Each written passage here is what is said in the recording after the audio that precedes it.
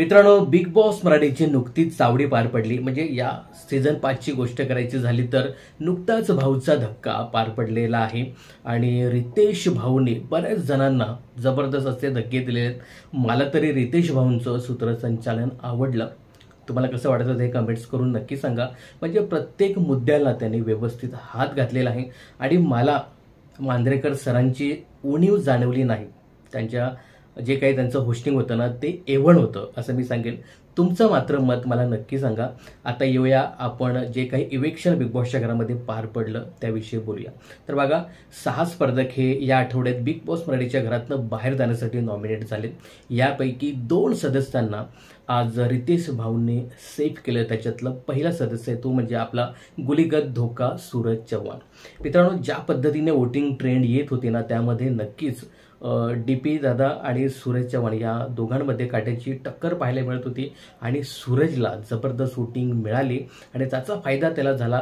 सूरज पहिला safe contestant ठरला. यानंतर दुसरी सेफ कंटेस्टंट झाली ती म्हणजे वर्षाताई उसगावकर. यांना सुद्धा बऱ्यापैकी सपोर्ट मिळत होता. निकी जे काही वर्षाताईंच्या विरुद्ध जे काही वागली ना ती पूर्ण सिंपती आहे ना ती वर्षाताईंच्या बाजूने होती. त्यामुळे त्यांना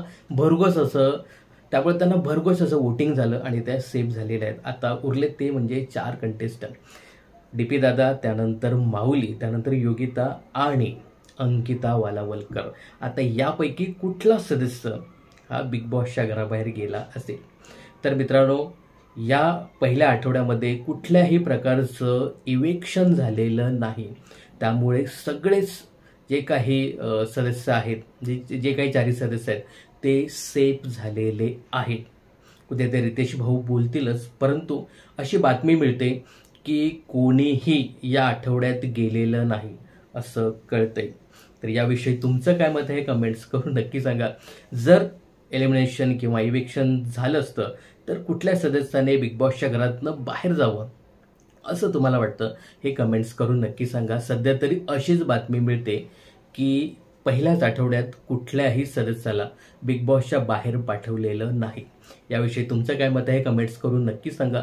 बिग बॉसच्या अशाच अपडेट जाणून घेण्यासाठी चॅनलला सबस्क्राईब आणि फॉलो करायला विसरू नका. भेटूया लवकरच नवीन अपडेट घेऊन. तत्पूर्वी बाय बाय, टेक केअर आणि काळजी घ्या. बाय.